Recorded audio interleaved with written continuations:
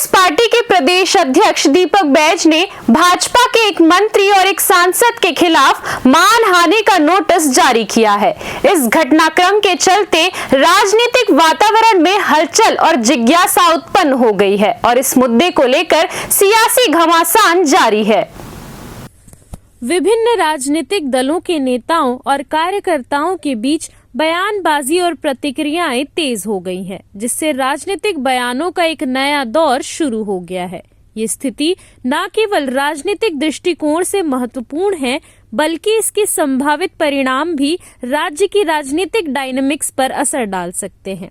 कांग्रेस के प्रदेश अध्यक्ष दीपक बैज ने हाल ही में पूर्व केंद्रीय मंत्री अरविंद नेताम और वन मंत्री केदार कश्यप, विकास कश्यप के खिलाफ मानहानि का नोटिस जारी। इस संदर्भ में दीपक बैज ने सरकार की गतिविधियों पर निशाना साधते हुए कहा कि जिस प्रकार से कुछ दिन पहले सत्य, झूठ और भ्रामक रूप से धर्म के विषय में टिप्पणियां की गई थी, वह न केवल दुखद है बल्कि हमारे राजनीतिक परिदृश्य के लिए भी चिंता का विषय है। बिल्कुल, कल हम लोगों ने अरविंद नेताम जी, केदार कश्यप जी और बैज कश्यप जी, 3 लोगों को लीगल नोटिस भेजा है कि जिस तरह से उन्होंने पिछले कुछ दिन पहले असत्य, झूठ, भ्रामक रूप से धर्म को लेकर टिप्पणियां की, सार्वजनिक रूप से, मैं समझता हूँ कि किसी भी व्यक्ति के लिए इस 25 साल की राजनीति में पहली बार हमने देखा कि राजनीतिक से हटकर व्यक्तिगत रूप से इस तरह की टिप्पणियां आई, तो कहीं ना कहीं इससे आहत हुई है। और इसलिए मैंने कहा भी कि या फिर आप साक्ष्य प्रस्तुत करें या सार्वजनिक रूप से माफी मांग लें,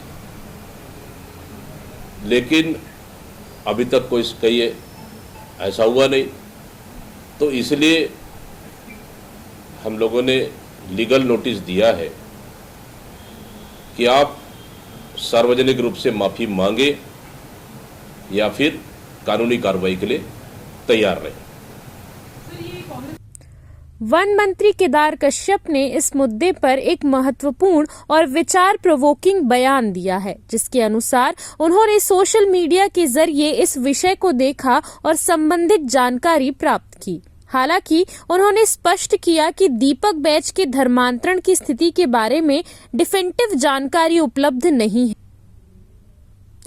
लेकिन उन्होंने ये बताया कि उस व्यक्ति ने मतांतरण अवश्य किया है। उन्होंने ये भी उल्लेख किया है कि आदिवासी समाज के विश्वसनीय और प्रतिष्ठित व्यक्तियों को अपनी आस्था, संस्कृति और धर्म के प्रति सजग रहना चाहिए। यदि कोई व्यक्ति इस संदर्भ में चुप्पी साधे रहता है तो ये गंभीर चिंता का विषय है, क्योंकि ऐसे व्यक्ति आदिवासी समाज का नेतृत्व करते हैं। इस प्रकार उनकी चुप्पी उनके समुदाय के प्रति एक बड़ा दुर्भाग्य उत्पन्न करती है, जो कि ऐसे समय में अत्यंत आवश्यक है, जब आदिवासी संस्कृति और आस्था को बनाए रखना और समर्पित रहना। मैंने इसे व्हाट्सएप के माध्यम से देखा, सोशल मीडिया में मैंने इसको देखा, लेकिन दीपक बैज, जो कि मैंने पहले ही कहा कि वो धर्मांतरित है कि नहीं मुझे नहीं मालूम, लेकिन मतांतरण तो हो चुका है। और जो व्यक्ति आदिवासी समाज के धर्म, आस्था, संस्कृति को लेकर के यदि चुप्पी साध करके बैठता है तो इससे बड़ा दुर्भाग्य क्या हो सकता है कि वो आदिवासी समाज के नाम पर नेतृत्व करते हैं।